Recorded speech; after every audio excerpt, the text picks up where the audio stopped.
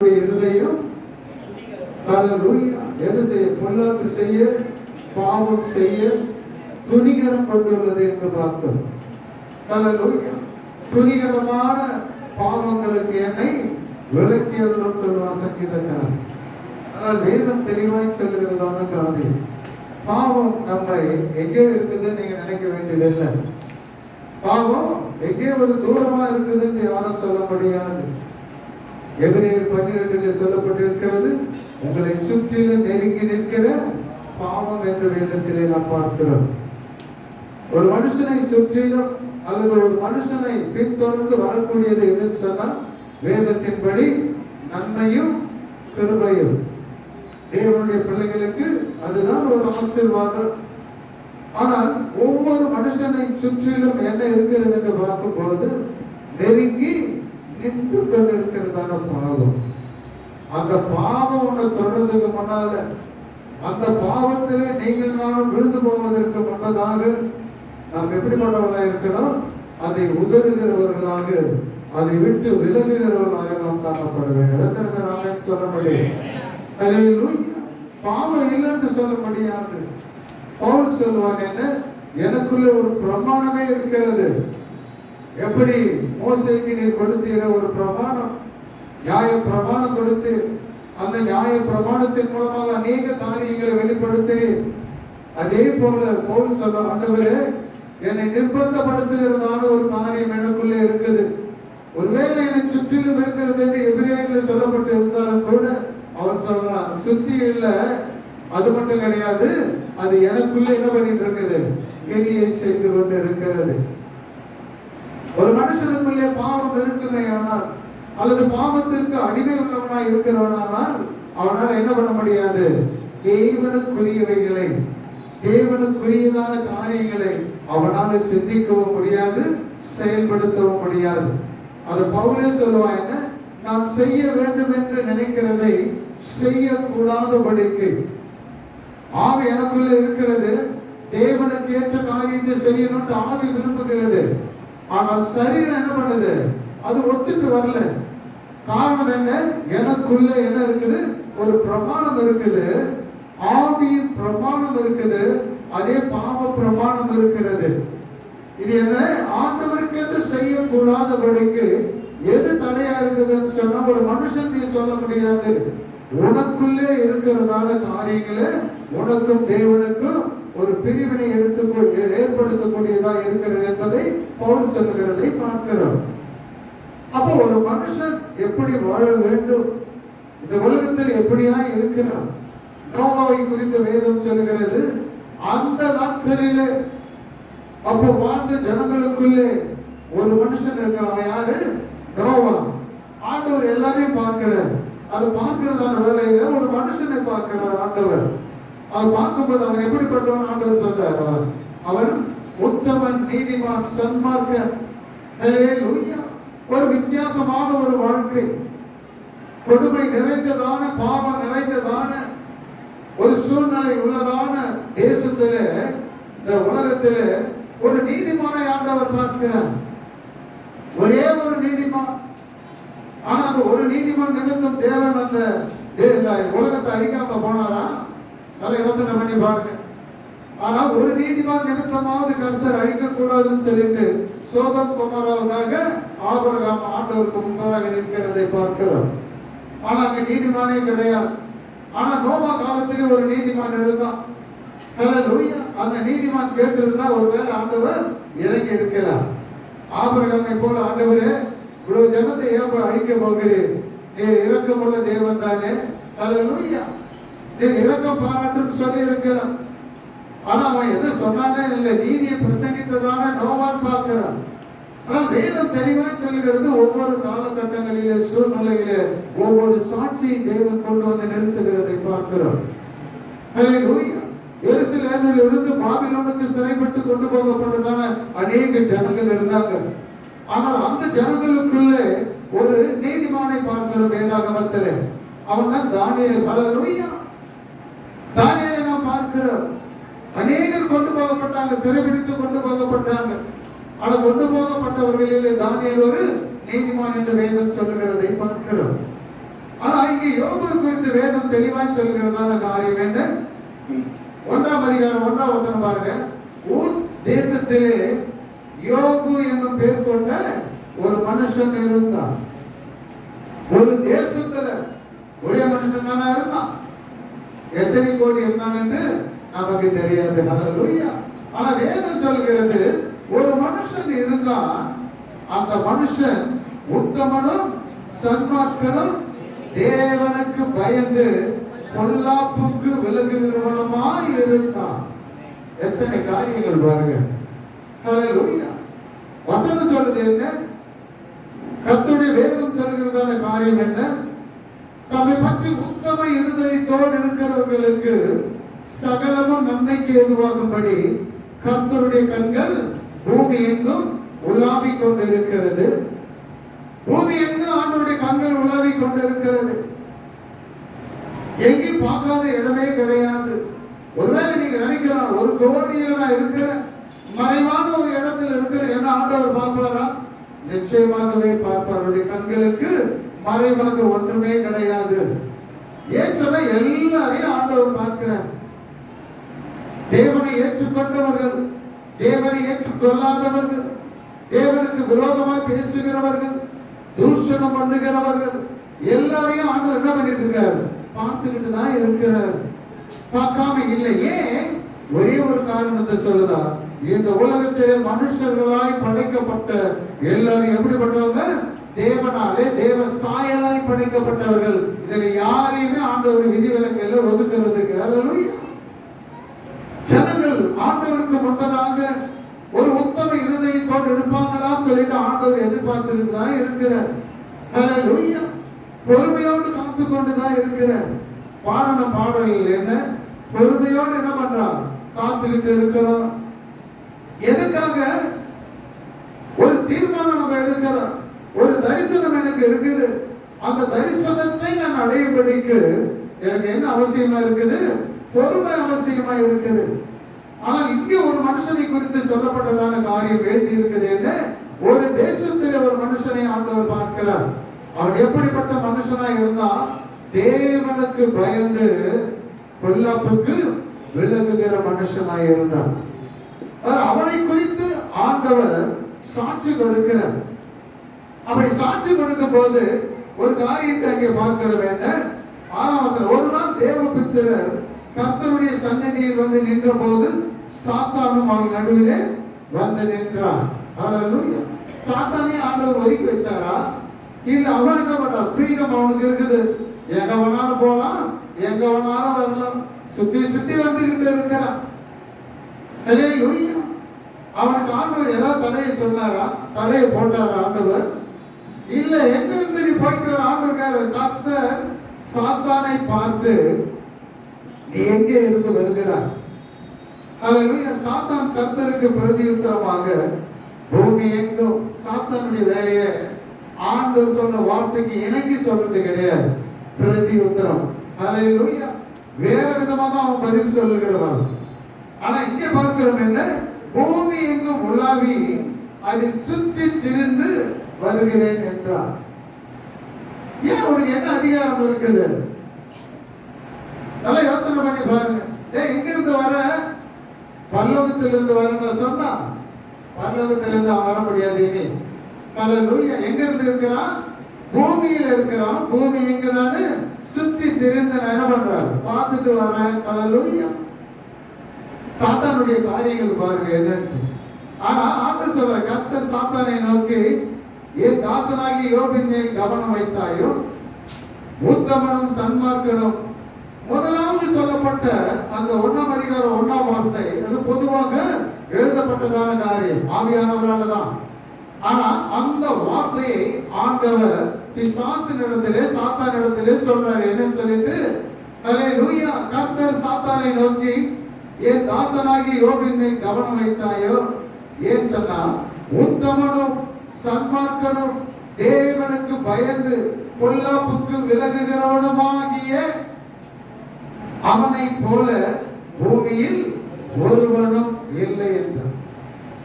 பூமியில் அப்ப என்ன பண்ற? நோவா காலத்துல பார்த்த ஆண்டவர் யோபின் காலத்திலே பார்க்கிறார். என்ன? பூமியில் யார போல இல்ல? யோபுவை போல ஒரு மனுஷனும் இல்லை. இது தேவனாலே கொடுக்கப்படுகிறதான சாட்சி. ஹல்லேலூயா. சாட்சி என்ன? அந்த சாட்சியின் மூலமாக நாம் தெரிந்து கொள்ளக்கூடியதான காரியம் என்ன முக்கியமானது இருக்குது. ஒருவேளை யோபுவை போல உன்னுடைய வாழ்க்கை இருக்குமே ஆனால் தேவன் அவர் செய்கிறதான காரியங்கள் பின்னால இருக்குது என்னவா? அதுக்கு அவன் சாத்தான் சொல்றான் என்னன்னு சொல்லிட்டு, ஏன் இவன் பொல்லாப்புக்கு பயந்து ஏன் இப்படியா வாழ்ந்துட்டு இருக்கிறான் தெரியுமா? அதுக்கு அவன் சொல்றான் என்ன? கர்த்தருக்கு பிரதியுத்தரமாக யோபு விருதாவாகவா தேவனுக்கு பயந்து நடக்கிறான். ஒரு காரணம் இல்லாம அவன் பயந்து இருக்கிறான். ஒரு காரணம் இருக்குது. ஆனா அந்த காரணம் யோபுக்கு தெரியுமா? உங்ககிட்ட ஒரு கேள்வி கேட்கிறேன். யோபுக்கு தெரியுமா? கொடுத்தாருன்னு மட்டும்தான் தெரியும். ஹல்லேலூயா. எடுத்துக்கொள்றாரு மட்டும்தான் தெரியும். ஆனா இங்க வேதம் சொல்லுகிறது என்ன? அவன் அறியாமலே கொடுத்ததான தேவன் அதை சுற்றிலும் என்ன பண்ணி வச்சிருக்கிறாராம்? வேலி அடைத்து பாதுகாத்து வருகிறதை பிசாசு சாட்சி கொடுக்கிறான். ஒரு தேவனுடைய மனுஷனுக்கு தேவன் செய்கிற காரியத்தை பிசாசு அங்க சாட்சி கொடுக்கிறான். என்ன சொல்லிட்டு, நீர் அவனையும் யோபுவையும் அவன் வீட்டையும் ஹல்லேலூயா அவனுக்கு உண்டான எல்லாவற்றையும் சுற்றி வேலி அடைக்கவில்லையோ? அழகா சொல்றான் பாருங்க. என்னவா? அவனையும் முதல் யாரு? யோபு. யோபுடைய வீடு, யோபுக்கு உண்டான எல்லாவற்றையும் சுற்றிலும் ஆண்டவருடைய பாதுகாப்பு இருக்குது பாருங்க. அதுதான் சொல்றான், வேலி அடைத்து வைக்கவில்லையோ அவன் கைகள். அடுத்த காரியம் பாருங்க, அவன் கைகளின் கிரியையை ஆசீர்வதித்து. ஒரு மனுஷன் பயப்படும் போது பொல்லாப்புக்கு விலகி உத்தமனாக சன்மார்க்கனாக தேவனுக்கு பயந்து நடக்கிற ஒரு மனுஷனாக இருந்தா அவன் செய்கிறதான காரியங்களை, அவன் கையின் கிரியைகளை கர்த்தர் ஆசீர்வதித்து இருக்கிறார் என்பதை பிசாசு சொல்றான் பாருங்க. ஹல்லேலூயா. அப்ப பிசாசு என்ன பண்றான்? எல்லாத்தையும் கவனிச்சுட்டு இருக்கிறான். அதனாலதான் சொன்னா, எங்கே நான் பூமி எங்க நான் சுற்றி திரிந்து வருகிறேன் அவன் சொல்றான் பாருங்க. அவன் கைகளின் கிரியை ஆசீர்வதித்து அவனுடைய சம்பத்து. அடுத்த பாருங்க என்னவா? தேசத்தில் பெருகிற்று. இதுக்கு காரணம் என்ன? இதுக்கு ஒரு தடையை கொண்டு வரலாம் நான் போறேன், அவனை எதிர்த்து நிக்கலாம் நான் போறேன். ஹல்லேலூயா. என்னால ஏன் முடியலன்னு சொன்னா, நாளுக்கு நாள் என்ன பண்றான்? அவன் ஆசீர்வாதத்தினால அவன் பெருகிறான். அவனுடைய சம்பத்து பூமியில் என்ன ஆயிட்டு இருக்குது? நாளுக்கு நாள் பெருகி கொண்டு இருக்குது. ஹல்லேலூயா. இது யார் சொல்றது? சாத்தான் சொன்ன, பிசாசு சொன்ன ஆண்டவரிடத்துல. இதனாலதான் அவன் உன்னை பற்றி கொண்டு வாழ்ந்துகிட்டு இருக்கிறான். பார், உன்னை மறுதளிக்கணும்னு சொன்னா, யோபை பத்தி எல்லாருக்குமே தெரியும். இருக்கிறதான காரியங்களை நீ எடுத்துரு, தானா உங்களை தூஷிப்பான பார்க்கலாம் அப்படின்னு சொல்லிட்டு சவால் விடுகிறதை பார்க்கிறோம். ஆனா ஆண்டவர் அங்கே சொல்றாரு என்ன சொல்லு? 11ஆம் வசனம், ஆனாலும் உம்முடைய கையை நீட்டி அவனுக்கு உண்டானவை எல்லாம் தொடுவீரானால் அப்பொழுது அவன் உமது முகத்துக்கு எதிரே உம்மை தூசிக்கான பாரும் என்றார். கர்த்தர் சாத்தானை நோக்கி, இதோ அவனுக்கு உண்டானவை எல்லாம் உன் கையில் இருக்கிறது, அதன் மேல் மாத்திரம், அதாவது அவன் மேல் மாத்திரம் உன் கையை நீட்டாதே. அப்பொழுது சாத்தான் கர்த்தருடைய சன்னதியை விட்டு புறப்பட்டு போனான். ஹல்லேலூயா. இதில் நாம் தெரிந்து கொள்ளக்கூடியதான காரியம், யோபு என்று சொல்லும் போது நாம் பாடுகளை மட்டும்தான் நம்ம நினைப்போம். ஹல்லேலூயா. வேதனையை மட்டும்தான் சொல்லுவாங்க. யோபுடைய பின்புறம் எப்படி இருக்கிறது என்பதை என்ன பண்றது கிடையாது, நம்ம பார்க்கறது கிடையாது. யோபு எப்படி இருந்தான்? நல்ல உத்தமனா இருந்தா, சன்மார்க்கனா இருந்தா, தேவனுக்கு பயப்படுகிறவனா இருந்தான், பொல்லாத காரியங்களுக்கு விலகி நிற்கிறவனா இருந்தான். அதனால ஆண்டவர் அவனை ஆசீர்வதித்தார், அவன் கையின் கிரியைகளை ஆசீர்வதித்தார். அவன் நாளுக்கு நாள் இந்த பூமியில என்ன பண்ணிட்டு இருந்தான்? பலப்பட்டு கொண்டே வந்தான். ஹல்லேலூயா. தேவன் எப்பொழுதும் பாருங்க அவருடைய வார்த்தையிலும் வாக்குத்தத்தத்திலும் உண்மை உள்ளவர். ஈசாக்கு எப்படி வளர்ந்தானா? நாளுக்கு நாள் வர வர என்ன பண்ணிட்டு இருந்தானா? விருத்தி அடைந்து அந்த தேசத்திலே அவன் பெரியவன் சொல்லல, மகா பெரியவன் ஆனான் வேதத்திலே பார்க்கிறோம். இதுதாங்க தேவனுடைய நடத்துதலும் தேவனுடைய ஆசீர்வாதம். பெரியவங்க நிறைய பேர் இருப்பாங்க. ஆனா அந்த இடத்துல உன்னை ஆசீர்வதிக்கிறவர் மகா பெரியவனை தான் ஆசீர்வதிப்பாரே தவிர சாதாரணமான வைத்திருக்க மாட்டேன். எதை பெறாமல் சொல்ல முடியும்? ஹல்லேலூயா. அப்ப யோபு என்று சொல்லும் போது நாம் அந்த துக்கம், அந்த வேதனை, அந்த பாடுகள் தான் நமக்கு முன்னால வரும். ஹல்லேலூயா. ஆனா அவன் செய்ததான காரியம், அவன் எப்படிப்பட்டவனாய் இருந்தான். மீண்டும் ஆண்டவர் அவனோடு கூட பேசும்போது, பிசாசோடு கூட பேசும்போது ஒரு நீண்ட ஒரு பட்டியலே கொடுக்கிறார். என்ன? 2ஆம் அதிகாரம் 3ஆம் வசனம். அப்போது கர்த்தர் சாத்தானை நோக்கி, நீ என் தாசனாகிய யோபின் மேல் கவனம் வைத்தாயோ? உத்தமனும் சன்மார்க்கனும் தேவனுக்கு பயந்து பொல்லாப்புக்கு விலகலுமான மனுஷனாகிய, மனுஷன் என்று இந்த இடத்துல என்ன பண்றார் ஆண்டவர் குறிப்பிடுகிறார். அங்க கிடையாது. ஹல்லேலூயா. மனுஷனாகிய, மனுஷனால் அது முடியாததான ஒரு காரியம். மனுஷன் தேவனுக்கு பயந்து விலகி இருக்கிறோம்னா ஆச்சரியமான ஒரு காரியம். உத்தமனும் சன்மார்க்கனுமா இருக்கிறோம்னா ஆச்சரியமான ஒரு காரியம். ஏன் இந்த ஆச்சரியமான காரியம் என்று சொல்லும் போது, அந்த தேசத்திலே ஒரே ஒரு மனுஷனை மட்டும் பார்க்கிறது ஆச்சரியமா? ஆச்சரியம் இல்லையா? நோவா காலத்தில் ஒரே ஒரு நீதிமான ஆண்டவர் பார்க்கிறது ஆச்சரியமா? ஆச்சரியம் இல்லையா? ஆச்சரியமான ஒரு காரியம். ஹல்லேலூயா. அதனாலதான் சொல்றார் ஆண்டவர் என்ன இங்கே, அதாவது யோபின் மேல் கவனம் வைத்தாயோ? உத்தமனும் சன்மார்க்கனும் தேவனுக்கு பயந்து பொல்லாப்புக்கு விலகுகிறவனுமான மனுஷனாகிய அவனை போல் பூமியில் ஒருவனும் இல்லை. மறுபடியா சொல்ற, ஒரு மனுஷன், இந்த மனுஷனை போல இவ்வளவு கோடி மனுஷன் மத்தியில இவனை போல ஒரு மனுஷன் கிடையாது. அடுத்தது நீங்க நல்லா கவனிக்கணும் பாருங்க. என்னவா அழகா சொல்லுது? என்னவா பாருங்க. விலகுகிறவனுமாகிய அவனை போல பூமியில் ஒருவனும் இல்லை, முகாந்தரம் இல்லாமல், ஒரு காரணம் இல்லாம. ஹல்லேலூயா. அவன் மேல ஏதாவது ஒரு காரணம் சொல்ல முடியுமா? சொல்லுங்க பாப்போம். ஆண்டவராகிய இயேசு கிறிஸ்து சொன்னார் என்ன? எனக்குள்ள பாவம் இருக்கிறது என்று யார் சொல்ல முடியும்? பாவி நீங்க சொல்ல, எனக்குள்ள பாவம் இருக்குதுன்னு யாராவது சொல்ல முடியுமா? ஆனா இங்கே எழுதப்பட்டதான காரியம் என்ன? முகாந்தரம் இல்லாமல். ஒரு மனுஷனை தண்டிக்கிறதுக்கு ஒரு முகாந்தரம் அவசியம். ஒரு மனுஷனை திட்டுறதுக்கு ஒரு முகாந்தரம் அவசியம். ஒருவனை கடித்து கொள்வதற்கு ஒரு முகாந்தரம் அவசியம். ஆனால் யோபுவை இப்படியாக செய்யக்கூடிய காரியத்தில் பாருங்க, அங்க ஒரு காரியத்தை ஆண்டவர் சொல்றார். என்னவா? முகாந்தரம் இல்லாமல் அவனை நிர்மூலமாக்கும்படி நீ என்னை ஏவின போதிலும். ஒரு காரணமே இல்லாம அவனை அழிக்கணும், அவனை இந்த சூழ்நிலைக்கு கொண்டு வரணும் நீ என்ன ஏவின போதிலும் அவன் என்ன எப்படிப்பட்டவனா இருக்கிறானா? வேதம் சொல்லுகிறது, நீ என்னை ஏவின போதிலும் அவன் இன்னும் தன் உத்தமத்திலே என்ன பண்றானா? உறுதியாய் நிற்கிறான் என்றார் ஆண்டவர். பிசாசு செய்யறான், ஆண்டவர் பார்த்துட்டு இருக்கிறார். ஹல்லேலூயா. ஆண்டவர் அவனுக்கு பலனை கொடுத்தாரா? ஹல்லேலூயா. முத்தி போல வேலி அடைச்சாரா? இல்ல. ஆண்டவர் அவன் மேல வைத்திருக்கிறதான நம்பிக்கையை விட்டுட்டார். எல்லாத்தையும் உன் கையில கொடுக்கிறான், எல்லாத்தையும் உன் கையில கொடுத்தாரு. நீ என்ன வேணுமானா பார்த்துக்க, அவன் ஜீவனை மட்டும் நீ தொடக்கூடாது. ஹல்லேலூயா. அதுதான் ஆண்டவருடைய காரியம் பிசாசு இடத்துல சொல்லும் போது. ஆனால் மீண்டும் பிசாசை சந்திக்கும் போது ஆண்டவர் சொல்றாரு என்ன?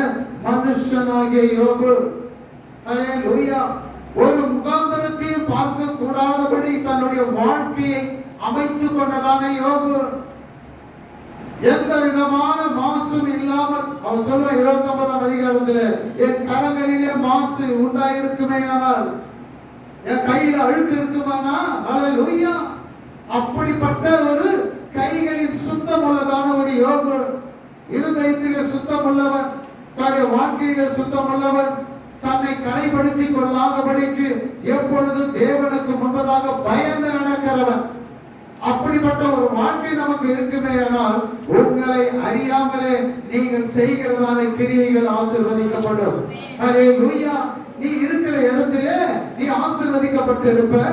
நாளுக்கு நாள் நீ இருக்கிற இடத்திலே உன்னுடைய சம்பத்து பெருகிக் கொண்டே இருக்கும் என்பதில் மாற்று கருத்துமே கிடையாது. எத்தனை பேர் ஆமென் சொல்ல முடியும்? ஆனா அவருடைய குணாதிசயங்களை நம்ம தெரிந்து கொள்ளணும். இல்ல, எல்லாத்தையும் பார்த்துதான் ஆண்டவர் ஒரு முத்திரையிடுவார். சாதாரணமா கிடையாது. எல்லா காரியங்களையும் அவர் ஆராய்ந்து அறிந்து அதை பார்த்து அதுக்கு பிறகுதான் அவர் சாட்சி கொடுக்கிறவராய் இருக்கிறார். ஹல்லேலூயா. அங்கே வேதம் தெளிவா சொல்கிறது. யோபு புத்தகம் 29ஆம் அதிகாரத்துல 12ஆம் வசனத்தை வாசிங்க. ஆனாலும் ஞானம் கட்டெடுக்கப்படுவது எங்கே? கண்டெடுக்கப்படுவது புத்தி விளைகிற இடம் எது? அதன் விலை மனுஷனுக்கு தெரியாது. அது ஜீவனுள்ளவருடைய தேசத்திலே அகப்படுகிறதில்லை. இல்ல இல்ல. 29:12 வசனம். முறையிடுகிறதான ஏழையையும் திக்கற்ற பிள்ளையையும் உதவியற்றவனையும் ரட்சித்து, அழகா சொல்ல பாருங்க, கெட்டு போக இருந்தவனுடைய ஆசீர்வாதம் என் மேல் வந்தது, விதவையின் இருதயத்தை கம்பீரிக்க பண்ணினேன். ஹல்லேலூயா. அடுத்த காரியம் பாருங்க, நீதியை தரித்து கொண்டு அது என் உடுப்பாய் இருந்தது, என் நியாயம் எனக்கு சால்வையும் பாகையுமாய் இருந்தது. அடுத்த வசனம் பாருங்க, அவன் எப்படி பண்ணுவானா, நான் குருடனுக்கு கண்ணும் சப்பானிக்கு காலுமாய் இருந்து, நான் எளியவர்களுக்கு தகப்பனாய் இருந்து, நான் அறியாத வழக்கை நான் என்ன பண்ண ஆராய்ந்து பார்த்தேன் சொல்றான். அட குணாதிசயங்களை பாருங்க. ஹல்லேலூயா. தேவனுக்கு பயப்படுகிறவன் உத்தமன் தான். ஆனா அவன் ஐஸ்வர்யம் உள்ளவன் தான். ஆனா லாசரு இருந்த காலத்திலிருந்து ஐஸ்வர்யான போலவன் இல்லை. லாசரு ஒரு பக்கம் வேதனையோடு கூட உணவு இல்லாமல் ஹல்லேலூயா ரொம்ப வேதனைப்பட்டு கஷ்டப்பட்டு இருந்தான். ஆனா இந்த ஐஸ்வர்யன் எப்படி இருந்தான், சம்பூர்ணமாய் அவன் புசித்து திருப்தி அடைந்து இருந்தான். இவனுக்கு அவனுக்குள்ள வித்தியாசம் பாருங்க. ஆனா யோபும் ஐஸ்வர்யவான் தான். யோபும் தேவனாலே கனப்படுத்தப்பட்டவன் தான். ஆனா அவன் எப்படி இருந்தானா, ஹல்லேலூயா, அவனுடைய குணாதிசயங்கள் என்று பார்க்கும்போது அங்கே அழகாக சொல்லப்பட்டதான காரியம் என்ன, குருடனுக்கு நான் எப்படிப்பட்டவனாய் இருந்தேன், ஹல்லேலூயா, கண்ணோ, குருடனுக்கு நான் எப்படியா இருந்தேன், கண்ணாய் இருந்தேன். சப்பானிக்கு நான் எப்படி இருந்தேன், காலுமாய் இருந்தேன். என்ன ஒரு ஆச்சரியமான ஒரு காரியம். தனக்கு உண்டான காரியத்தை வச்சுட்டு தானே சாப்பிட்டு திருப்தியா வாழணும்னு அவன் கிடையாது. ஹல்லேலூயா. அடுத்தவனுடைய வழக்கை, விதவைகளுடைய சோகத்தை, எதிர்பார்ப்பை அதை சந்தோஷமாக மாற்றும்படிக்கு அவனுடைய இருதயம் எப்படிப்பட்டதா இருந்தது. ஹல்லேலூயா. அதுதான் தேவனுக்கு பயந்து உத்தமனாய் இருக்கிறவனுடைய இருதயம் அப்படிதான் இருக்கான். ஹல்லேலூயா. தனக்கானவைகளே அல்ல, வேதம் சொல்லுகிறது என்ன, தனக்கானவைகளே அல்ல பிறர்க்கானவைகளே நோக்குவானாக. பிறர்க்குரியதை தான் பார்க்கணும். இயேசு தனக்காக வந்தாரா? எத்தனை பேர் சொல்ல முடியும்? அவருக்காக வரல. யாருக்காக வந்தார்? ஒவ்வொருத்தரும் சொல்லலாம், எனக்காக தான் அவர் வந்தார். ஹல்லேலூயா. எனக்காக தான் அவர் வந்தார். என் பாடுகளை சுமக்க வந்தார், என் அக்கிரமங்களை சுமக்க அவர் வந்தார். சுமந்தார், தீர்த்தார், என்னை கழுவி என்னை சுத்திகரித்து இன்றைக்கு என்னை நீதிமானாக மாற்றினார். இதைத்தான் என்னாலையும் உங்களாலையும் சொல்ல முடியும். ஹல்லேலூயா. ஒரு பக்கம் நம்ம அவனை பார்க்கிறோம், என்ன அவனுடைய குணாதிசயங்கள் எப்படிப்பட்டவனா இருந்தான். ஹல்லேலூயா. யாக்கோபு 1ஆம் அதிகாரம் 27ஆம் வசனம் என்ன சொல்லுதுன்னு பாருங்க. நான் தேவனுக்கு பக்தி உள்ளவனா இருக்கிறேன் ஒருவேளை நீங்க சொல்லலாம், நான் சொல்லலாம். பக்தி என்பது என்ன என்பதாக வேதம் தெளிவாக சொல்லுகிறது. வாசிங்க. யாக்கோபு திக்கற்ற பிள்ளைகளும் விதவைகள் படுகிற உபத்திரவத்திலேயும் என்னவா இந்த ரெண்டு பேரிடத்திலும் போய் நீங்க எப்படி இருக்கிறது விசாரிக்கிறதோ ஒன்று. அது இரண்டாவது காரியம் என்ன, உலகத்தால் கரைபடாதபடிக்கு தன்னை காத்து கொள்ளுகிறதுமே தேவனுக்கு ஏற்ற உகந்த பக்தியாய் இருக்கிறது. ரெண்டு காரியத்தை செய்திருக்கிறான். ஒன்று என்ன, திக்கற்ற பிள்ளைகள், விதவைகள், ஹல்லேலூயா, அவருடைய வழக்கை தீர்க்கிறவனாக. இன்னொரு காரியம் என்ன, அவன் வாழ்ந்ததான் அந்த தேசத்திலே தன்னை கரைப்படுத்திக் கொள்ளாதபடிக்கு தேவனுக்கு முன்பதாக உத்தமனும் சன்மார்க்கனும் பயந்து நடக்கிறவனுமாய். எத்தனை பேர் ஆமென் சொல்ல முடியும்? ஹல்லேலூயா. ரெண்டு காரியம் அவனுக்குள்ள இருக்குதுமா. பக்தி என்றது என்ன பைபிளை தூக்கிட்டு வந்து முழங்கால் படிட்டு நோக்கி பேசுகிறது கிடையாது. அதற்கு மாறாக என்னவா பிராக்டிக்கலா அவன் செய்யறான். என்ன குருடனுக்கு நான் கண்ணா இருந்தேன், சப்பானிக்கு நான் காலா இருந்தேன், விதவைகளுக்கு அவர்கள் சந்தோஷப்படும்படி அவருடைய கிரியைகளை அவருடைய காரியங்களை நான் செய்தேன். ஆனா வேதம் என்ன சொல்லுது? அதுதான் தேவனுக்கு உகந்த பக்தி. ரெண்டு காரியம், ஒன்று உதவ வேண்டும், இன்னொன்று என்ன, இந்த பூமியில நீ கரைபடாதபடிக்கு உங்களை என்னை காத்துக் கொள்ள வேண்டும். எத்தனை பேர் ஆமென் சொல்லுவீங்க? இதைத்தான் யோபு செய்தான். ஹல்லேலூயா. இது இரண்டாவது காரியம். முதல் ஆண்டவர் சொல்றா ஒரு உத்தமன், அவருடைய வாழ்க்கை எப்படி இருந்தது? ஆண்டவருக்கு ஏற்றதான வாழ்க்கை, வேதத்தின்படி ஒத்து போகிறதான ஒரு வாழ்க்கை. அவர் பக்திமான் என்று அவன் சொல்லாம இங்க வேதத்தில் அவன் செய்த கிரியைகள் அவனை வெளிப்படுத்துகிறது. எத்தனை பேருக்கு புரியுது? அவன் பக்திமான் அப்படி இருக்கிறதான காரியம் எப்படி வெளிப்படுத்துன்னு சொன்னா, தன்னை அவன் கரைப்படுத்திக் கொள்ளல. இரண்டாவது காரியம், திக்கற்ற பிள்ளைகளையும் விதவைகளையும் அவர்கள் படுகிற உபத்திரவத்திலே உதவி செய்கிறதான ரெண்டு காரியம். இதுதான் தேவனுக்கு உகந்த ஏற்றதான பக்தி என்று வேதம் சொல்லுகிறது. ஹல்லேலூயா. அப்ப அடுத்த சூழ்நிலையை நாம பார்க்கும்போது வேதம் தெளிவாக சொல்லுகிறதான இன்னொரு காரியம் பாருங்க. அதே 2ஆம் அதிகாரம், யோபின் புத்தகத்தில் 2ஆம் அதிகாரத்தை வாசிக்கும் போது என்னவா வேதம் சொல்லு, 4:5 எடுத்து வாசிங்க பாருங்க. சாத்தான் கர்த்தருக்கு பிரதியுத்தரமாக எல்லாம் எடுத்தாச்சு, அவன் கையில் இருக்குது, அவன் ஜீவனை மட்டும் தப்ப விடுது. நீ எதை வேணாலும் என்ன பண்ணிக்க, எடுத்துக்க, உன் கையில ஒப்பு கொடுக்கிறவன உன்னால முடிஞ்சதை பார்த்துக்கன்னு சொல்லிட்டு ஆண்டவர் விட்டுறாரு. அப்ப பாருங்க அந்த சங்கதி பாருங்க, ஒவ்வொருத்தனா வரான் யோபுக்கு அறிவிக்கிறதுக்கு. முதல்ல ஒருத்தன் ஓடி வரான், அவன் வந்து என்ன பண்றான்? ஹல்லேலூயா. இன்னொருத்தன் ஓடி வரான். ஒவ்வொரு காரியமும் பாத்தீங்கன்னா ஒன்று பார்க்கிறோம், வானத்திலிருந்து தேவனுடைய அக்கினி விழுந்து, ஹல்லேலூயா, அக்கினி விழுந்து ஆடுகளையும் வேலையாட்களையும் சுற்றி எரித்து போட்டது.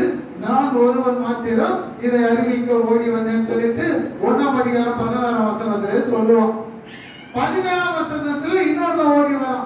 இப்படி அந்த பேசிட்டு இருக்கும் போது இன்னொருத்த வரான். என்ன?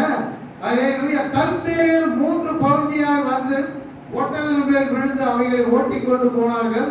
வேலையாட்களை பட்டய கருக்கினால் வெட்டி போட்டார்கள். நான் ஒருவர் மாத்திரம் தப்பி அதை உமக்கு அறிவிக்கும்படி வந்து போச்சு. அடுத்தது போச்சு. அடுத்து இப்படி பேசிக்கிட்டு இருக்கும் போது பாருங்க, அடுத்த அதே வரும் 3 வசனங்களிலும் அப்படிதான் வரும்.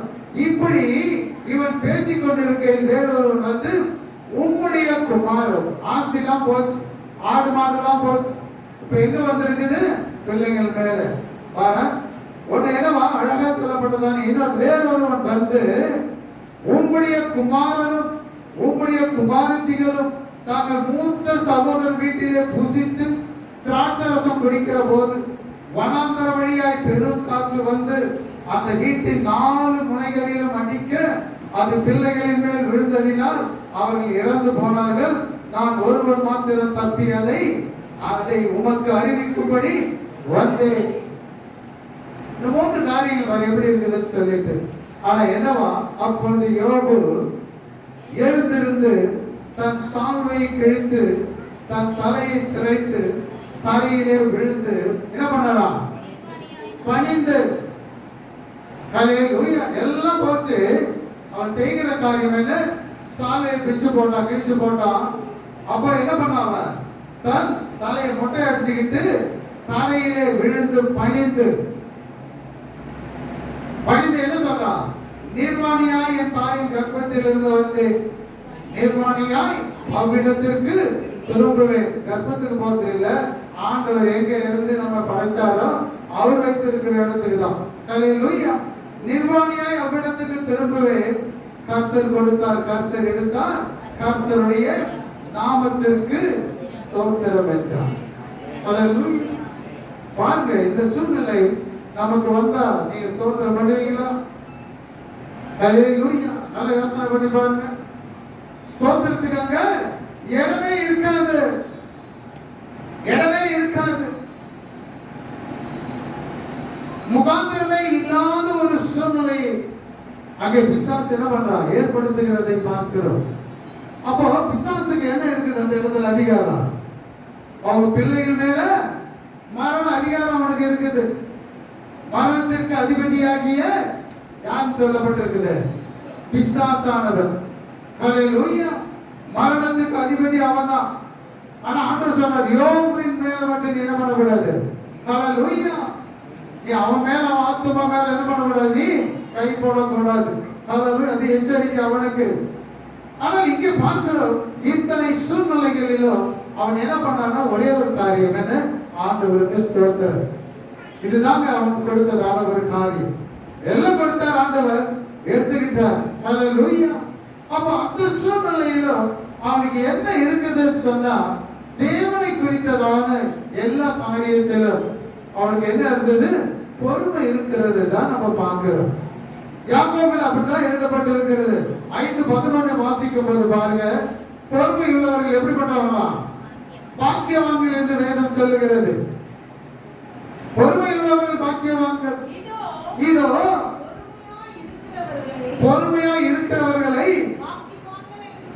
பாக்கியவான்கள் என்கிறோம். யோபுவின் பொறுமையை குறித்து கேள்விப்பட்டு இருக்கிறீர்கள். கர்த்தருடைய செயலின் முடிவை கண்டும் இருக்கிறீர்கள். கர்த்தர் பத்தி நம்ம தெரிஞ்சுக்கணும். கர்த்தர் எப்படிப்பட்டவரா?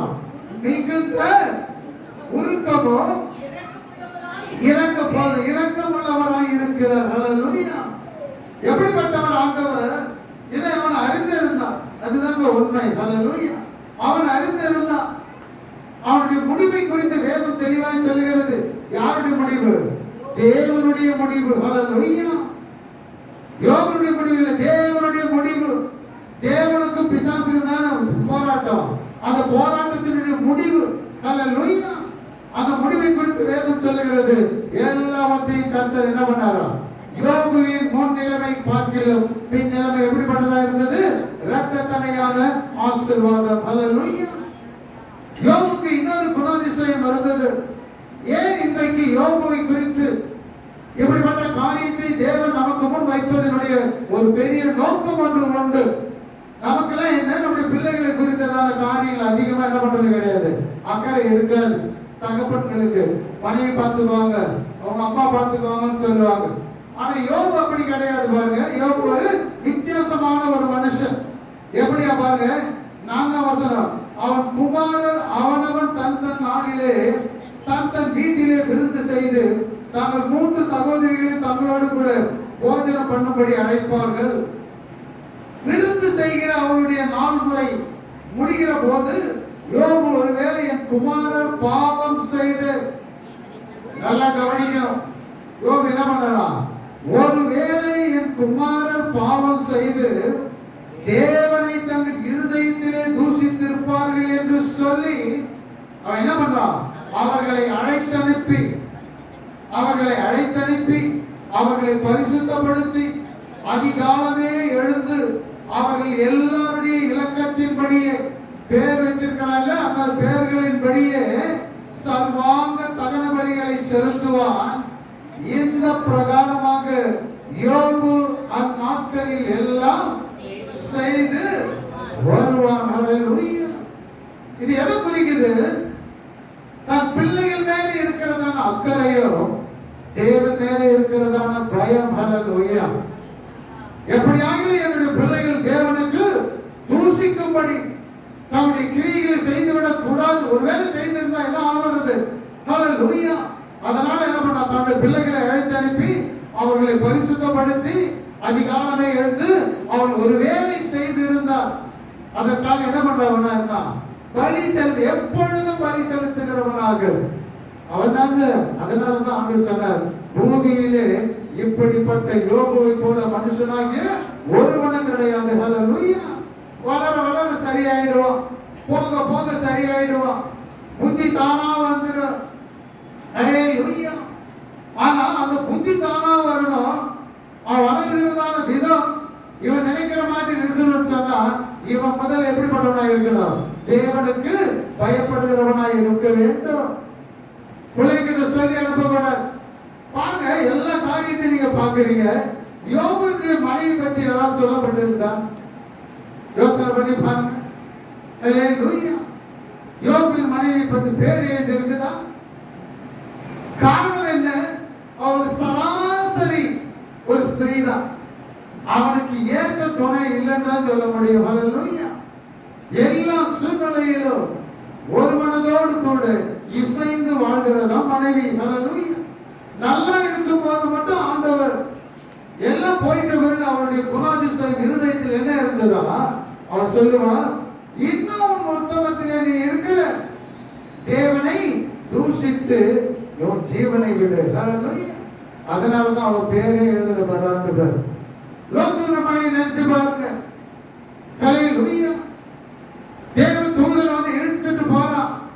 ஆனா தேவனுடைய கட்டளை என்ன? மீண்டும் நீ அந்த பாவத்தை பார்க்க கூடாது. அந்த பாவ ஜனங்களை நீ பார்க்க கூடாது. அந்த பாவமானது தேசத்தை பார்க்க கூடாது. தேவனுடைய வார்த்தைக்கு செவி கொடு. ஹல்லேலூயா. இவங்கெல்லாம் ஓடுனாங்க. அவன் என்ன பண்ணா? ஓடி வந்தவன் திரும்பினான். ஹல்லேலூயா.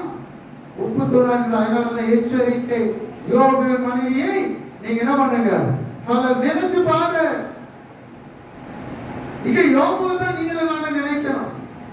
யோபு போல ஒவ்வொரு புருஷனும் ஒவ்வொரு குடும்பத்தில் இருக்கிற புருஷர்கள் தலைவர்கள் அப்படிதான் இருக்கணும். மனைவி மீது அவன் மனைவி மேல அன்பு செலுத்தினால்தான் அவளை பைத்தியக்காரன் கூட சொல்லல, கோபமா கூட திட்டல. ஹல்லேலூயா.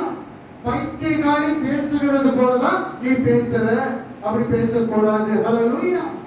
வேதம் சொல்லுது, அந்த காரியத்தில் கூட யோபு தன்னுடைய உதடுகளினால் என்ன பண்ணலையா? பாவம் செய்யவில்லை. ஹல்லேலூயா. தன்னை எப்படியாக தேவனுக்கு முன்பதாக கரைப்படுத்திக் கொள்ளாதபடிக்கு அவன் காத்துக் கொள்ளுகிறதை நாம் கவனிக்க வேண்டும். ஹல்லேலூயா. பிள்ளைகளுக்கு நல்ல தகப்பனாய் இருந்தான், மனைவிக்கு நல்ல புருஷனாய் இருந்தான், கஷ்டப்படுகிறதான ஜனங்களுக்கு உதவி செய்கிறவனாக இருந்தான். அதுதான் முக்கியமான ஒரு காரியம். இந்த மூன்று காரியத்திலும் இவன் யோபு ஒரு உதாரணமாக சாட்சி உள்ளவனாய் இருக்கிறான். அதனால சங்கீதக்காரன் எழுதும் போது பாருங்க, 119 சங்கீதம் 36 வசனம் என்ன சொல்லுது பாருங்க. டக்குன்னு எடுத்து வாசிங்க.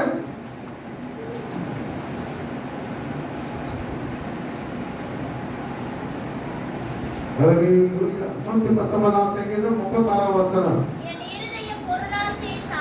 அவன் சொல்றான் என்ன? என் இருதயம் எது மேல சாரக்கூடாது? பொருளாசையின் மேலே சாராதபடிக்கு உமது சாட்சிகளை சாரும்படி செய்யும்.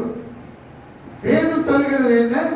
எபிரேயர் 12ஆம் அதிகாரம் 1ஆம் வசனம், மேகம் போன்ற திரளான சாட்சிகள் நம்மை சூழ்ந்திருக்கும் போது, ஹல்லேலூயா, மேகம் போன்ற திரளான சாட்சிகள். இங்கே வேதம் சொல்லுகிறது, ஒரு சாட்சி எடுத்து உங்கள் முன்னே ஆவியானவர் வைக்கிறார் என்று. அவர் தான் யோபு. ஹல்லேலூயா. அந்த யோபு யாரு? தேவதூதன் கிடையாது, தேவகுமாரன் கிடையாது. ஆண்டவர் சொன்னார், மனுஷனாகிய யோபு. ஹல்லேலூயா.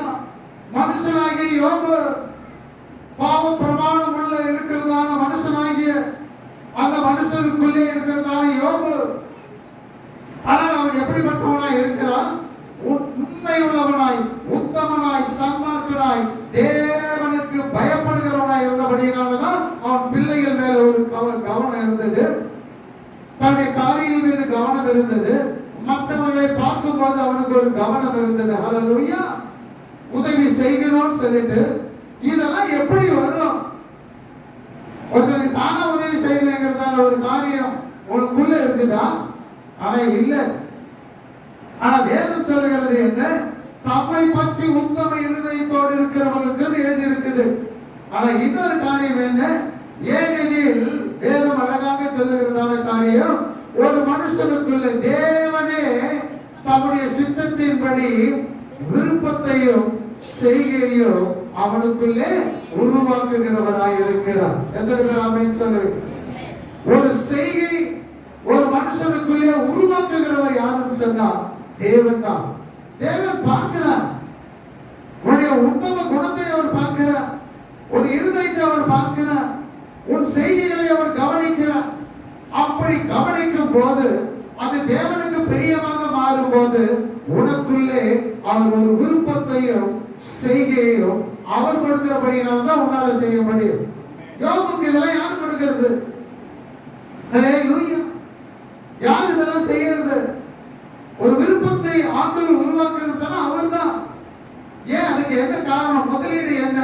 அவன் தேவனுக்கு பயப்படுகிற மனுஷன். ஹல்லேலூயா. தேவனுக்கு பயப்படுகிற மனுஷனா இருந்தீனா உனக்குள்ளே விருப்பத்தையும் செய்கையையும் ஆண்டவர் தான் உருவாக்குவார். ஹல்லேலூயா. அதுல எந்த விதமான மாற்று கருத்துமே கிடையாது. ஒருவேளை நான் அதை பார்த்து கவனிக்கிறேன், இதை பார்த்து நான் தெரிஞ்சு கொண்டேன்னு நீங்க சொல்லலாம். ஆனால் தேவன் விருப்பத்தை ஏற்படுத்தும் போது, அந்த விருப்பம் செய்தியாய் மாறும் போது அது எப்படிப்பட்டதா இருக்குன்னு சொன்னா அவர் தீர்மானித்த தீர்மானத்தின்படி தான் இருக்குமே தவிர உன் சுய புத்தியின் மேல வரவே வராது. ஹல்லேலூயா. அதுதான் உண்மை. அதுதான் உண்மை. இதுல இருந்து நம்ம தெரிந்து கொள்ளக்கூடிய காரியம் என்ன? சராசரி ஒரு புருஷனா மனைவியா நீ இருக்கக்கூடாது. ஹல்லேலூயா. ஒரு காலத்தில் நீ சராசரி மனுஷனா இருந்த, ஆனா தேவனை அறிந்த பின்பு, தேவன் இப்படிப்பட்டவர் என்பதை அறிந்த பின்பு, உணர்ந்த பின்பு நீ எப்படிப்பட்டவனாய் மாறணும்? புருஷனாய் இருந்தா யோபு போல இருக்கணும். ஹல்லேலூயா. நீ மனைவியா இருந்தினா யோபுடைய மனைவி போல இருக்கக்கூடாது. ரெண்டு சாட்சி தான். ஒன்று யோபு, இன்னொன்று மனைவி. நீ யோபு போல இருக்கணும். ஆனா ஸ்திரீகள் எப்படியா இருக்கக்கூடாது? ஹல்லேலூயா. யோபுடைய மனைவி போல இருக்கக்கூடாது. புருஷர்கள் எப்படி இருக்கணும்? ஈசாக்க போல இருக்கணும்னு சொல்லுவாங்க. அதுல ஒரு பகுதியை பார்க்கலாம், ஒரு பகுதியை நம்ம தள்ளிடலாம். ஈசாக்கு எப்படிப்பட்டவனா இருந்தா? அவன் ஒரு விதமா இருந்தான். ரெபெக்கா எப்படிப்பட்டவங்களா இருந்தா? நல்லா யோசனை பண்ணி பாருங்க. ஈசாக்க போல இருக்கிறோம், ஆனா ஈசாக்கு எப்படி வளர்ந்தானோ அப்படிதான் இருக்கணுமே தவிர அவனை போல ஹல்லேலூயா நாக்குக்கு ருசியாய் தேவைப்பட்டு அதன் மூலமா ஆசீர்வதிக்கிறவனா நீ இருக்கக்கூடாது. ஹல்லேலூயா. நீ எப்படிப்பட்டவனா? ரெண்டு பேரையும் ஆசீர்வதிக்கிறவனா இருக்கணும், ரெண்டு பேரையும் நேசிக்கிறவனா இருக்கணும், ரெண்டு பேருக்காக தேவனுக்கு முன்பாக நிற்கிறவனா இருக்கணும். ஆனா எல்லாவற்றிலும் வித்தியாசமானவன் யோபு. தன்னுடைய பிள்ளைகளுக்காக என்ன பண்ணா? ஹல்லேலூயா. இவங்க அவங்க தள்ளிடல. 7 குமாரரையும் அந்த 3 குமாரத்திகளை அழைத்து அனுப்பி அவங்களை பரிசுத்தப்படுத்தி அவங்க கண்ணால பார்க்கல, அவங்க என்ன செய்தாங்கன்னே தெரியாது. ஒருவேளை இவங்களுடைய கிரியை தேவனுக்கு தூஷணத்தை கொண்டு வருமேயானால், ஹல்லேலூயா, அப்படி கூடாது என்பதற்காக தான் அவன் அதிகாலமே எழுந்து எப்பொழுதும் அவர்களுக்கு பலி செலுத்துகிறவனாய் இருந்தான். இவன் தகப்பன். ஹல்லேலூயா. வேட்டகரி வந்து சாப்பிட்டு ஆசீர்வதிக்கிறவன் தகப்பன் கிடையாது. ஹல்லேலூயா. ஒரு பிள்ளைய ஒரு மாதிரியா, இன்னொரு பிள்ளைய ஒரு மாதிரியா பார்க்கிற தாயானி இருக்கக்கூடாது. ரெண்டு பேரையும் சரிசமமா சராசரியா பார்க்கிற ஒரு மனுஷனா இருக்கணும்னு சொன்னா நீ தேவனுக்கு பயந்து நடக்கிற ஒரு மனுஷனா இருக்கணும். ஹல்லேலூயா. எத்தனை பேர் ஆமென் சொல்ல முடியும்? ஹல்லேலூயா. அநேக ஆவிக்குரிய குடும்பத்துல கூட அப்படிதான். ஒவ்வொருத்தரும் வித்தியாசமா பார்ப்பாங்க. இல்ல ஹல்லேலூயா. யோபுவை போல 10 பேரையும் ஒரே நிலையில வச்சு நீ பார்க்கணும். 10 பேரையும் ஒரே நிலையில வச்சு நீ நேசிக்கணும். தங்கள் பிள்ளைகள் மேல உனக்கு இருக்கிற அக்கறை எப்படி? ஒன்றை சார்ந்து ஒன்று இல்ல, எல்லாரையும் ஒரே நிலையில வைத்து பார்க்கிற ஒரு மனுஷனாய் காணப்பட வேண்டும். 3 காரியம். ஒன்று, பிள்ளைகள் மூலமாக பிள்ளைகளுக்கு நல்ல தகப்பனா இருந்தான். இரண்டாவது காரியம் என்ன? தன் மனைவிக்கு நல்ல உத்தமமான புருஷனா இருந்தான். மூன்றாவது காரியம் என்ன? வேதத்தின் படி திக்கற்ற பிள்ளைகள், விதவைகள் இவைகளை ஆதரிக்கிறவனாக இருந்தான். ஹல்லேலூயா. அந்த காரியத்தில், அந்த விஷயத்தில் தன்னை கரைப்படுத்திக் கொள்ளாதபடி காத்துக் கொள்ளுகிறவனாய் இருந்தான். அப்ப பாருங்க, முகாந்தரம் ஏதாவது இருக்குதா? அவனை கொலை சொல்றதுக்கு ஏதாவது ஒரு காரணம் இருக்குதா? யோசனை பண்ணி பாருங்க. பிசாசினிடத்தில் ஆண்டவர் சொன்னார் என்ன? முகாந்தரம் இல்லாமல், காரணமே இல்லாம என்னுடைய தாசனை இவ்வளவு பாடுபடுத்திட்டு, ஹல்லேலூயா, யோபு இவ்வளவு கஷ்டப்படுத்திட்டு, இவ்வளவு வேதனைக்கு காரணமா இருந்துட்டு, ஹல்லேலூயா. அதனாலதான் என்ன? பின்னிலைமை எப்படியா இருந்ததா? ஹல்லேலூயா. இரட்டத்தனையான ஆசீர்வாதம். முந்தி அவங்க குமாரத்தி எப்படி இருந்தாங்கன்னு சொல்லல, எழுதப்படல. அழகா இருந்தாங்களா, எப்படி கருப்பா இருந்தாங்களான்னு தெரியாது. ஆனா 42ஆம் அதிகாரத்துல வாசிக்கும் போது என்னவா, அவர்கள் அவங்கள போல எப்படி யோபை போல இந்த பூமியில ஒருவனும் இல்லை என்று இருக்குதோ, அதே போல அவர்களுடைய குமாரத்தியை போல சௌந்தரியம் உள்ளவர்கள், அழகுள்ளவர்கள் இந்த பூமியில எங்க இல்லையா, ஒருத்தரும் இல்லையா. வேதம் அழகா சொல்லுது பாருங்க, வாசிங்க. தேசத்தில் 15ஆம் வசனம் பாருங்க, எங்கோ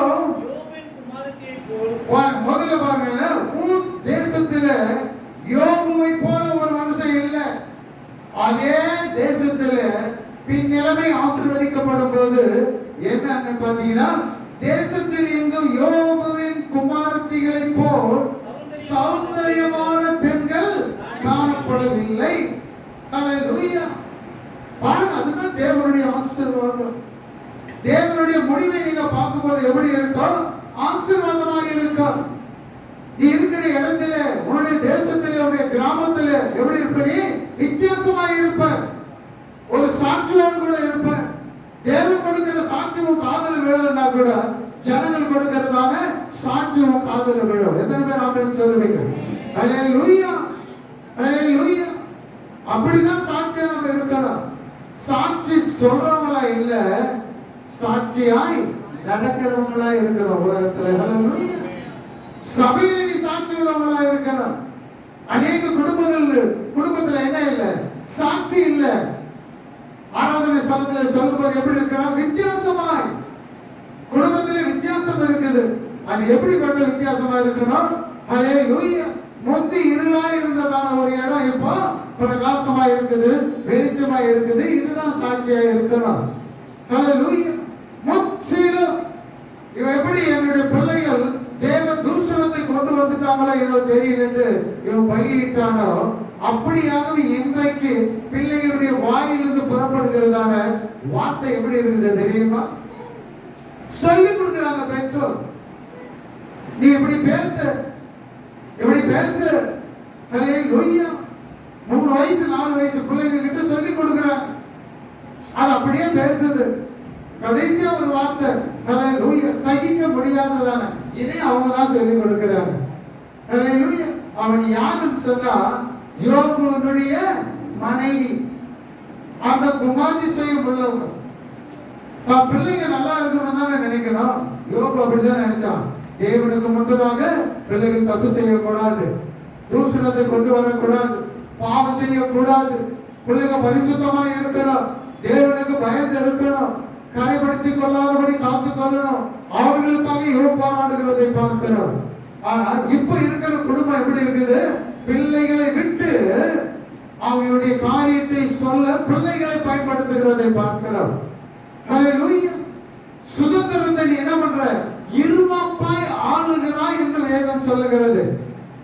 கர்த்தர் தந்த சுதந்திரத்தை நீ என்ன பண்ணக்கூடாது, இருமாப்பாய் ஆளக்கூடாது. அவர்களை நல்வழிப்படுத்த வேண்டும். அது உங்களுக்கு எனக்கு கொடுக்கப்பட்டதான காரியம். தீமை அது வாயில வரக்கூடாது, பொல்லாத காரியம் வரக்கூடாது, கெட்ட வார்த்தை வரக்கூடாது. ஆனா பேசுறது எப்படி இருக்குது, தாய் எப்படி இருக்குது அப்படிதான் பிள்ளைங்க பேசுது. அதனால நீங்க எச்சரிக்கையா இருங்க. ஹல்லேலூயா. உங்களுடைய பிள்ளைகளுடைய ஆசீர்வாதத்திற்கு நீங்க தடையா இருக்காதீங்க. ஹல்லேலூயா. ஆலோசனை கொடுக்கணும், புத்தி கொடுக்கணும். தகப்பன் தவறான வழியில போனா கூட தாய் என்ன பண்ணணும், பிள்ளைகளுக்கு புத்திமதி சொல்லணும். ஹல்லேலூயா. திருட்டுத்தனம் சொல்லி கொடுக்க கூடாது. ரெபெக்காளை போல ஹல்லேலூயா ஏமாத்துற வேலை செய்யக்கூடாது. ஒருவருடைய பலவீனத்தை பார்த்து என்ன பண்றாங்க அவங்க, ஹல்லேலூயா ஏமாத்துறாங்க. பிள்ளைகளை அப்படிலாம் வச்சு பயன்படுத்த கூடாது. அவன் பட்ட உடனே பண்ணணும், ஆசீர்வாதத்தை பெற்றுக்கொண்டு வந்தான், அவன் அங்க ஏமாற்றப்பட்டான். இதுவரை எத்தனை முறை நீ ஏமாத்தி இருக்கிறது தெரியுமா? ஏன் ஏமாத்தி தான் நீ ஆசீர்வாதத்தை வாங்கி ஓடி வந்த. ஹல்லேலூயா. அதுக்கு காரணம் யாரு? ரெபெக்காள். ஹல்லேலூயா. ரெபெக்காள் தன் புருஷனுடைய பலவீனத்தை தவறாக பயன்படுத்தினதான அப்படிப்பட்ட ஒரு சூழ்நிலை உன் குடும்பத்தில் இருக்கக்கூடாது. அதுக்குதான் இன்றைக்கு சொல்றேன், புருஷன் ஆனாலும் மனைவியா இருந்தாலும் கூட வேதம் இன்றைக்கு சாட்சியோடு கூட உன்னோடு கூட பேசுகிறது. யோபு என்கிற ஒரு மனுஷனுடைய சாட்சியை உனக்கு முன்பதாக வைத்து அந்த குடும்பத்தை உனக்கு முன்பதாக வைத்து நீ தேவனுக்கு முன்பதாக எப்படி இருந்தால் தேவனுடைய ஆசீர்வாதமும் தேவனுடைய பாதுகாப்பும் இருக்கும் என்பதை வேதாகமம் வெளிப்படுத்துகிறதை பார்க்கிறோம். அதே 29ஆம் அதிகாரத்தில் அவர் சொல்லுவார், கர்த்தருடைய செயல் அதிசய செயல் என் கூடாரத்தின் மேல் இருந்தது. என் தலைக்கு மேல என்ன இருந்தது? தீபம் இருந்தது. தீபம் என்று சொல்லும்போது என் கால்களுக்கு தீபம் என்னவா? வசனம். ஹல்லேலூயா. அந்த ஒரு வசனத்தை மட்டும் நீங்க வாசிங்க. அப்பொழுது அவர் தீபம் என் தலையின் மேல் பிரகாசித்தது. பாருங்க, அழகாக சொல்லப்பட்டதான காரியம் என்னவா? அப்பொழுது என்னவா இருந்ததா? அவர் தீபம் என் தலையின் மேல் பிரகாசித்தது. என் தலையின் மேல் பிரகாசித்தது. அவர் அருளின வெளிச்சத்தினால். என்னவா? தீபம் பிரகாசித்தது. அவர் அருளின வெளிச்சத்தினால் இருளை கடந்து போனேன். அது என்னவா? இருள் இருந்தது. இருள் இல்லாம என் வாழ்க்கையில் இருள் இருந்தது. ஒவ்வொரு சூழ்நிலையை நான் எப்படி கடந்து போனேன்னு சொன்னா என் தலைக்கு மேல என்ன இருந்தது? தேவனுடைய வசனம், வார்த்தை இருந்தது. ஹல்லேலூயா. ஒரு மனுஷன், அதுதான் என்ன, அந்த தேசத்திலே ஒரே ஒரு மனுஷன், அந்த மனுஷனுக்கு மேலே ஒரு தீபம் என்கிறதான வார்த்தை. அந்த தேசம் ஒரு இருளா இருந்திருக்கலாம், அநேக காரியங்கள் இருள் அடைந்து இருக்கலாம். ஆனால் அந்த தேசத்திலே அவன் வாழ்ந்த நாட்களிலே அந்த இருளை கடக்கும்படிக்கு இந்த தீபமானது அவனுக்கு எப்படியா இருந்ததா? வெளிச்சமா இருந்தது. அந்த வெளிச்சத்தினாலே நான் கடந்து போனேன். ஹல்லேலூயா. என் கால்களுக்கு தீபம், என் பாதைக்கு என்னதான்? வெளிச்சம் என்று பார்க்கிறோம். 119 சங்கீதத்துல கர்த்தருடைய வசனம் என்ன? என் கால்களுக்கு தீபம், என் பாதைக்கு அது வெளிச்சம். ஹல்லேலூயா. இந்த தீபம் இல்லாம நான் வெளிச்சத்தை பார்க்க முடியாது. இந்த தீபம் இல்லாம நான் ஆசீர்வாதத்தை பார்க்க முடியாது. இந்த தீபம் இல்லாமல் இருளை கடந்து போக முடியாது. இந்த தீபம் இல்லாமல் மரண இருளின் பள்ளத்தாக்க என்னால கடக்க முடியாது. ஹல்லேலூயா. எல்லாவற்றுமே என்ன எனக்கு இருக்குது? என்ன எது நடந்ததுன்னு அர்த்தம் சொன்னா தேவனுடைய வார்த்தை என்கிறதான வசனம். எத்தனை பேர் ஆமென் சொன்னீங்க? ஹல்லேலூயா. இன்னைக்கு அந்த தைரியத்தோடு கூட நீங்க போகணும். அது போகும்போது என்ன? யோபுவை நினைச்சு பார்க்கணும். 3 காரியங்கள் என்ன? ஒன்று, தன் பிள்ளைகள் மீது இருக்கிறதான நோக்கம், தன் குடும்பத்தை குறித்ததான அக்கறை, தன் மனைவி மேல இருந்ததான அன்பு. அவள் தூசிக்க வேண்டும் என்று சொன்னா கூட அவள் மீது வைத்ததான அன்பு அவனால் என்ன பண்ண முடியல? அவளை பேச முடியல, ஒரு கட்ட வார்த்தை சொல்ல முடியல. தன்னுடைய வார்த்தை உதட்டினாலே அவன் என்ன பண்ணலையா? பாவம் செய்யல. அப்ப உதடு எதுக்கு காரணமா இருக்குது? யோசனை சொல்லுங்கள. உதட்டினாலே என்ன பண்ண முடியும்? பாவம் செய்ய முடியும். ஹல்லேலூயா. தேவனை தூஷிக்கிற பாவத்தை செய்ய முடியும். அந்த வார்த்தையை உபயோகிக்க முடியும். அதுல கூட தன்னை கரைப்படுத்திக் கொள்ளாதபடி அவன் எப்படிப்பட்டவனா இருந்தான்? எல்லா சூழ்நிலையிலும் ஜாக்கிரதையா இருந்தான். அவனுடைய குணாதிசயம் என்று பார்க்கும் போது பிள்ளைகளை நேசித்தான். ஹல்லேலூயா. மற்ற துன்பப்படுகிற துயரப்படுகிறவர்களை அவன் ஆதரித்தான். தன் மனைவியை நேசித்தான். ஹல்லேலூயா. அந்த தேசத்தில் இருள் இருந்தாலும் தன்னை கரைப்படுத்திக் கொள்ளாதபடிக்கு தன்னை அவன் காத்துக் கொண்டான். எத்தனை பேர் ஆமென் சொல்றீங்க? நம்மை சுற்றிலும் எது இருந்தாலும் நீ கவலைப்பட வேண்டிய அவசியமே இல்லை. நீ தேவனுக்கு பயப்படுகிற ஒரு மனுஷனாய் ஒரு குடும்பமாய் இருப்பாயானால் கர்த்தர் அவர் பார்த்துக் கொள்வார். ஹல்லேலூயா. எத்தனை பேர் சொல்லுவீங்க? அநேக சூழ்நிலை மனவட்டத்தில் சொல்லுவேன், ஆண்டவர் பார்த்துக்குவார் சொல்லுவேன். என்னங்க நீங்க இப்படி ஈஸியா இது பண்றீங்க? ஆண்டவர் பார்த்துக்குவார். ஹல்லேலூயா. ஆண்டவர் பார்த்துக் கொள்வார், பார்த்து கொண்டுதான் இருக்கிறார். எத்தனை பேர் ஆமென் சொல்றீங்க? யாரையாவது கைவிட்டான்னு சொல்ல முடியுமா? நீதிமான் கைவிட்டு இருக்கிறார் ஆண்டவர். துன்பம் வந்தது, இக்கட்டான சூழ்நிலை வந்தது, இவனுக்கு சரீரம் முழுவதும் வேதனை. ஹல்லேலூயா. மனைவி நிமித்தம் வந்த வேதனை, இதோட இவனை கைவிட்டார் ஆண்டவர்? இல்ல. நோவா எல்லா ஜனங்களும் செத்து மிதக்கிறாங்க, பேழையில் இருந்தான். அந்த நீதிமான் கைவிடப்பட்டானா? அந்த ஜனங்களோடு கூட அழிக்கப்பட்டானா? இல்ல. இன்னொரு நீதிமான் தானியேல் சிங்க கவியில தள்ளனாங்க, சிங்கம் அவனை சேதப்படுத்திச்சா? இல்ல. இதுதான் சொல்லுவான் யாரு? தாவீது சொல்லுவான் 37 சங்கீதத்துல, நீதிமான் கைவிடப்பட்டதை. நல்ல யோசனை பண்ணி பாருங்க. நீதிமான் கைவிடப்பட்டதையும் அவன் சந்ததி அப்பத்துக்கு இறந்து தெரிகிறதையும் நான் பார்க்கலன்னு சொன்னான். எத்தனை பேர் ஆமென் சொல்றீங்க? நீங்களும் நீதிமான், நானும் நீதிமான். நாம ஒருபோதும் கைவிடப்பட்டு போவது கிடையாது. ஆமென் சொல்லுங்க. என்னுடைய சந்ததி பிச்சை எடுக்கிற சந்ததியா இருக்காது. என்னுடைய சந்ததி எப்படி இருக்கும்? ஆசீர்வதிக்கப்பட்டதான சந்ததி. அல்லது சம்பத்து பெருகி இருக்கிறதான சந்ததியா இருக்க வேண்டும் ஆண்டவர் வாக்குறுதிக்கிறார். கண்களை மூடி தேவ சமூகத்தை நோக்கி பார்ப்போம்.